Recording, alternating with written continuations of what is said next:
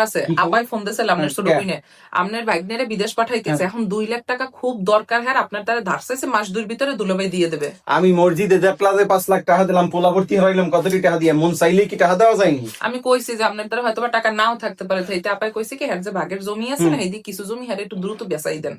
আচ্ছা হ্যাঁ, দাম টাম কত চাই তুমি ফোন দিয়ে জানো, জমি আমি রেখে দেবো মানে। আপনারা কে দেবেন? তো আপনার দ্বারা বলে টাকা নাই, তো আপনি কি দেবেন? আরে ও জমিটা খুব দামি, এটা জমি 1,30,000 টাকা দাম আছে, আমি আরে 1,10,000 টাকা দিব মানে সাহে দিব মানে। আমার পোলা বিদেশ যাইবে না, অর্থ এখন ঠেক আছে, টাকা অল্পতে দিলেই রাহা যাইবে। তুমি একটু কথা কও। তা আপনি এখন 10 লাখ টাকা কেমনে দেবেন? আপনার দ্বারা বলে 2 লাখ টাকা নাই দেওয়ার মতো, তো আপনি 10 লাখ টাকা কেমনে দেন? আপনি যদি নাই 2 লাখ টাকা যদি দিতেন হলে তার আপনার বোনের জমিটা বেচা লাগবে আরে না। বাবা, এটা আমার বাপদাদার জমি, আমি খাই, এখন এখানে কি বাইরের মানুষ ঢুকবে? আমি যেভাবে কিরা বাইরের মানুষ? বাইরের মানুষ কিরা? তাহলে আমার বই নিয়ে এখানে ঢুকবে বা অন্য মানুষের দ্বারা বেচবে, হলে এটা কোনো তা কথা? আপনার বুইনে বাইরের মানুষ, তা আপনার বাপদাদার জমি, আপনার বুইনের কি তালস জমি? বুইনের হক ঠগাই খান আবার মসজিদের ছাদ দেন না, আপনার এই ছাদ দাও আল্লাহ কবুল করবে?